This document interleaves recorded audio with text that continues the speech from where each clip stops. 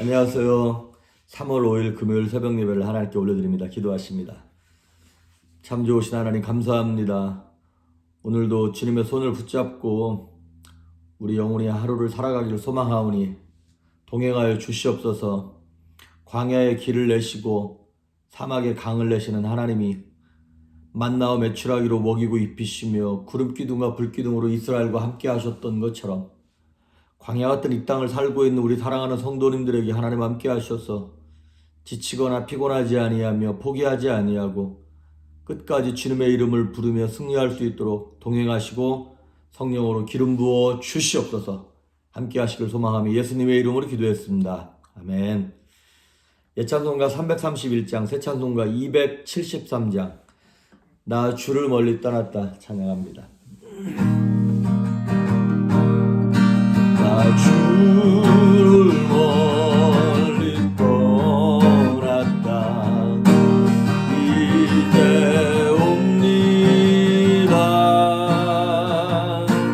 나 죄의 길에 시달려 주여 옵니다. 나 이제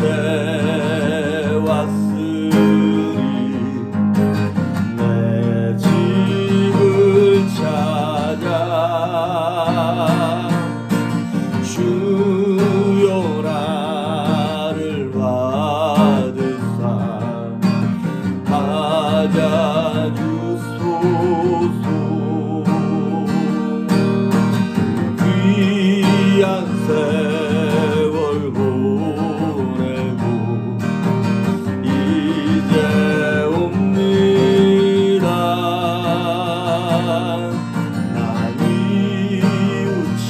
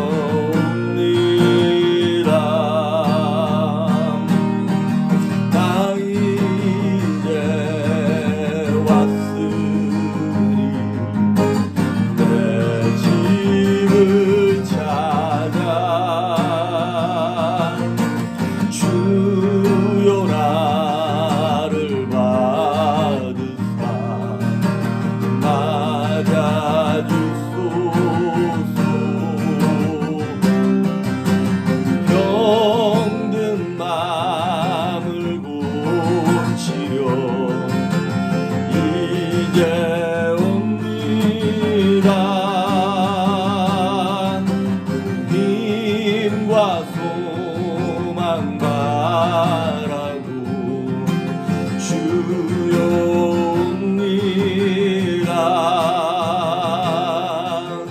나 이제 왔으니 내 집을 찾아 주여 나를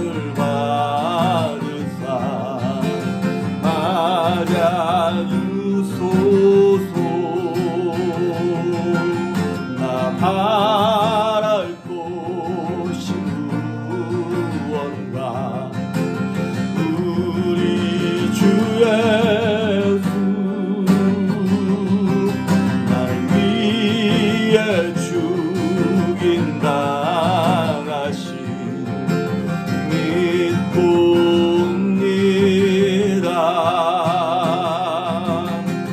나 이제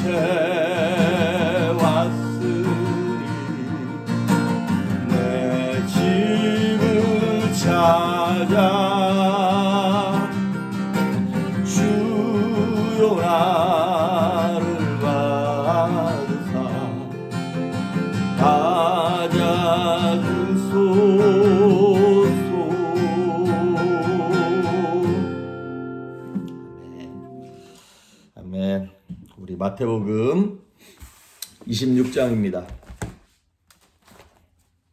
마태복음 26장 17절에서 25절에 있는 말씀까지 17절부터 25절 말씀까지 봉독해 올립니다.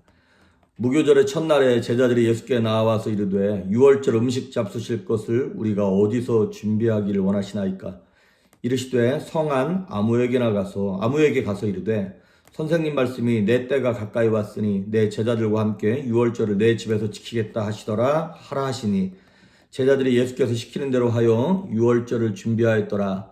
저물 때에 예수께서 12 제자와 함께 앉으셨더니 그들이 먹을 때 이르시되 내가 진실로 너희에게 이르노니 너희 중에 한 사람이 나를 팔리라 하시니 그들이 몹시 근심하여 각각 여짜오되 주여 나는 아니지요. 대답하여 이르시되 나와 함께 그릇에 손을 넣는 그가 나를 팔리라.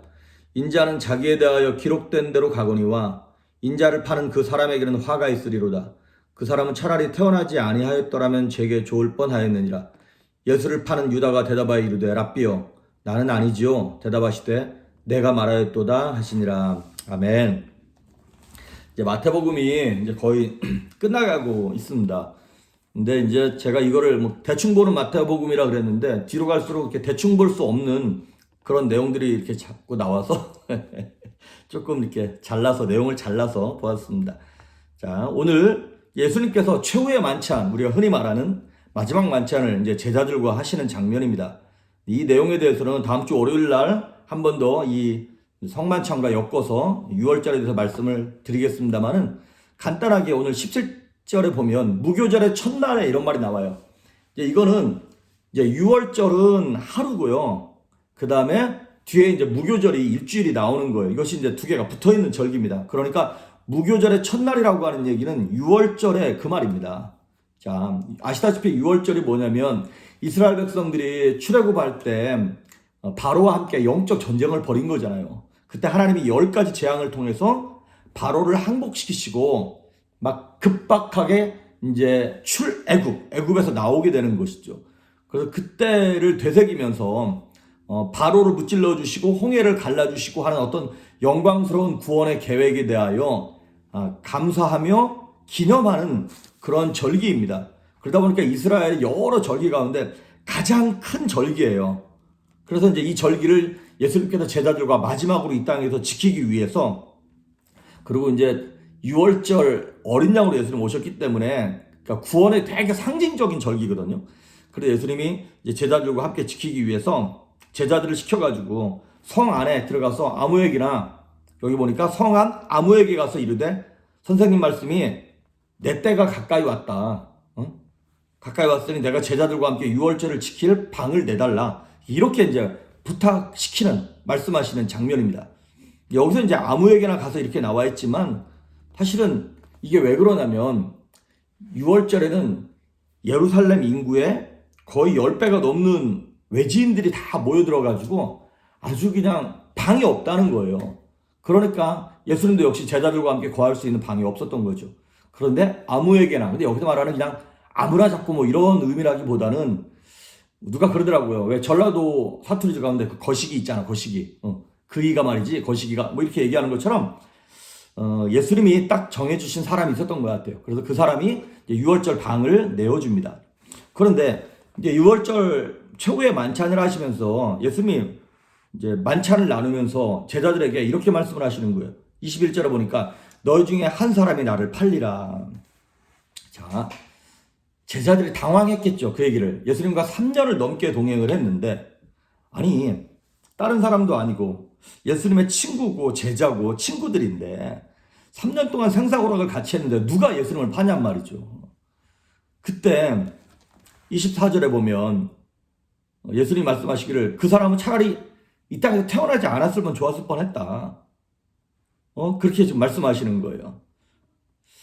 거기 22절에도 보면 제자들이 그 얘기를 듣고 난 다음에 주여 나는 아니죠. 그러면서 막 돌아가면서 물어보기 시작하는 것이죠. 자, 유다가 25절에도 보면 랍비여 나는 아니죠. 유다도 먼저 물어봤어요. 자신의 정체가 드러날까봐 뭐 이렇게 물어본 거겠죠. 자, 이런 내용을 보면서 어떤 자유주의 신학자나 이런 사람들이 다른 유다도 예수님을 팔므로 말미암아 예수님이 팔을 려서 십자가에 달려 죽었기 때문에 예수님의 구원 사역에 쓰임 받았다. 그렇기 때문에 가룟 유다도 뭐 천국 가지 않았겠느냐 이렇게 말하는 사람도 있어요. 누군가는 그 악역을 해야 되니까. 하지만 가룟 유다의 악한 행동을 하나님의 선하신 목적에 사용했다 그래서 그의 죄가 없어지는 건 아니죠. 가룟 유다의 죄는 그대로 있습니다. 만약에 가룟 유다가 배신하지 않았다면 하나님은 다른 방법을 사용해서라도 예수님께서 십자가에 달려 죽으시게 하셨을 것이에요. 오직하면 예수님께서 차라리 나를 파는 그 사람은 이 땅에도 태어나지 않았으면 좋았을 뻔했다 이렇게 말씀하셨을까요? 그러니까 하나님의 주권과 인간의 책임은 별개로 가는 것이 아니라 같이 가는 것입니다. 다른 말로 말하면 내게 주어진 환경, 어떤 운명 같은 것들을 탓하지 말라는 것이죠. 내가 한 행동과 말에는 다 내 책임인 거지. 그것을 나를 왜 미국에 태어나게 해서, 왜 불신자 가정에 태어나게 해서, 나를 왜 이 남자에게 시집 보내가지고, 왜 이런 부모인데 태어나게 해서, 이게 핑계가 될 수는 없다는 것입니다. 운명도, 팔자도, 그 어떤 것도 우리를 붙잡을 수 없어요. 우리의 결단과 이 모든 것들은 내 책임인 것입니다. 내게 달려있는 것입니다. 그리고 예수님께서 그 선한 방향으로 가룟 유다가 선택을 할 수 있도록 예수님께서 강요하진 않으셨지만 환경을 만들어주시고 도와주시고 양심에 이렇게 살짝 가책을 주시면서 어떻게 해서라도 예수님은 유다를 포기하지 않으셨어요. 23절에도 보면 누가 주님을 팝니까? 그랬더니 예수님 말씀하시는 게 뭐냐면 나와 함께 그릇에 손을 함께 넣는 그 사람이 나를 팔 거야. 예수님이 이렇게 명확하게 말씀하셨어요. 근데 제자들이 가룟 유다가 손 넣는 걸 보면서도 아무도 의심하지 않는 거예요. 설마. 그리고 25절에 보면 유다가 예수님 납비어 내가 팝니까? 그랬더니 예수님 뭐라 그랬어요? 그래 네가 말했다. 예수님 대놓고 이렇게 말씀하셨어요. 요한복음 13장에는 이 똑같은 사건에 대하여 이렇게 말씀하셨어요. 내가 떡을 한 조각 떼어서 주는 그 사람이 나를 팔 거라고. 제자들이 눈치 못 챘던 거는 이해하겠어요. 같은 친구였고 이렇게 속일 수 있으니까. 하지만 가룟 유다는 알았겠죠. 얼마나 그 자리가 가시방석 같았겠고 얼마나 가슴 졸였겠고 이미 은삼시 받았거든요. 대제사장들한테. 예수님 팔기만 하면 되는 거니까. 주님은 유다를 끝까지 포기하지 않으시고 회개할 기회를 주시고 돌아올 찬스를 주시고 돌아오기를 바라셨어요. 그런데 참 예수님이 3년 동안이나 유다와 함께 하셨는데도 유다는 그 많은 기적과 은혜를 보고 경험했음에도 불구하고 그의 마음이 돌아서지 않았어요. 이런 사람을 디모데전서 4장 2절에 사도 바울이 뭐라 그랬냐면 양심에 화인 맞았다 그랬어요. 화인. 아침에 제가 화인이 뭐예요? 불로 이렇게 도장 찍는 것 같은 거잖아요. 저주받은 화인이 맞은 거예요.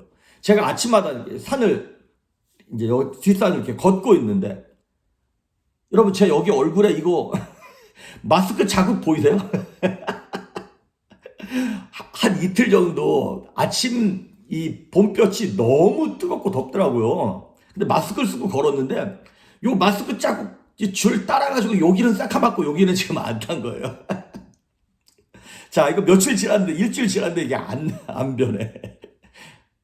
자, 이런 것처럼 딱 내 몸에, 얼굴에 도장을 찍은 것 같은 거예요. 그래서 산을 걷다 보면 까만 소들이 있어요. 그 블랙 앵거스 고기 만든 소들. 근데 그 새끼 소들한테 그 농장, 그 렌치에 누구네 소다라고 하는 그 불로 된 그거를 딱 찍었더라고. 그래서 MK, 무슨 ML 이런 식으로 그 도장이 찍혀 있어요. 그 소들한테. 그거 새끼 때 찍었는데 나중에 등치가 커서도 그거 안 없어져.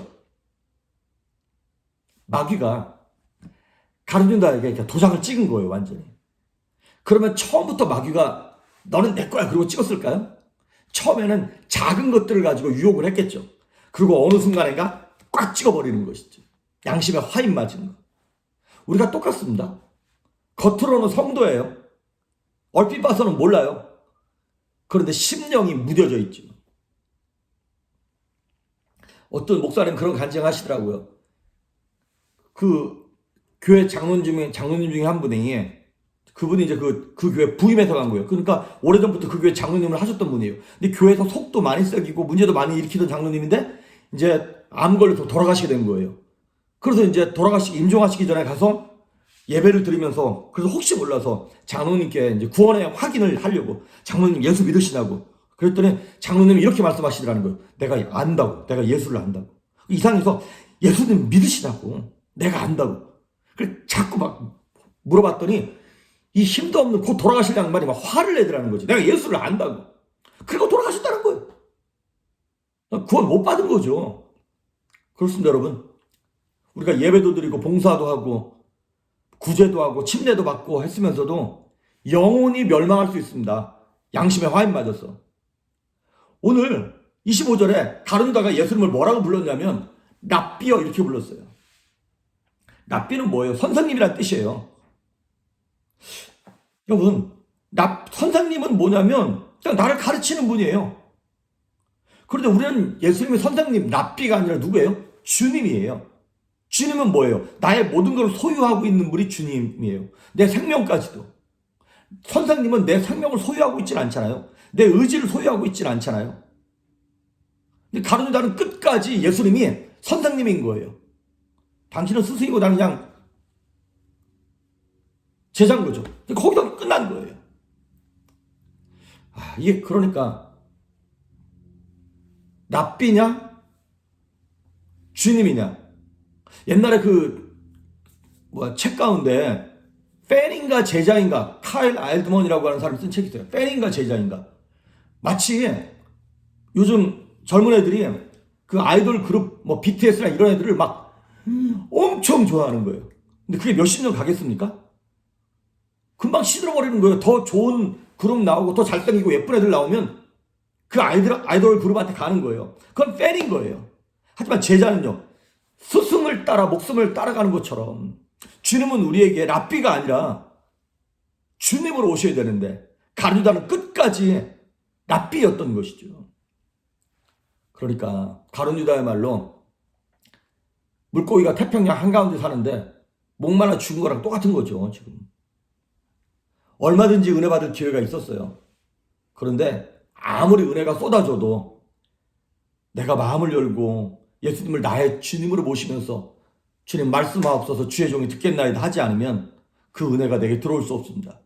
마치 뚜껑을 닫아놓은 항아리 마냥 빗물이 고일 수 없는 것처럼 오늘 행여나 저와 여러분이 가룟 유다 같은 모습으로 하나님이 우리를 깨우치고 알려주려고 고난도 주시고 축복도 주시고 환경을 통해서 말씀도 하시고 목사를 통해서 이렇게 경고도 하시는데 못 깨닫는 분들 계십니까? 우리의 가슴을 치며 통곡하면서 옷을 찢을 것이 아니라 마음을 찢어 회개함으로 정말 양심의 화인 맞은 자가 아니라 복된 양심을 가지고 하나님 앞에서 깨어지고 새로워질 수 있는 저와 여러분 될 수 있기를 주의 이름으로 축복합니다. 기도하십니다. 좋으신 하나님 아버지 감사합니다. 가룟 유다와 같이 양심의 화인 맞은 자가 되지 아니하도록 우리의 양심을 주님의 말씀으로 부셔뜨려 주시며 기도할 때 눈물로 부드럽게 하셔서 정말 주님을 주님 삼고 따라갈 수 있도록 성령의 충만함과 기름 부으심을 허락하여 주시옵소서. 감사드리옵고 예수님의 이름으로 기도했습니다. 아멘.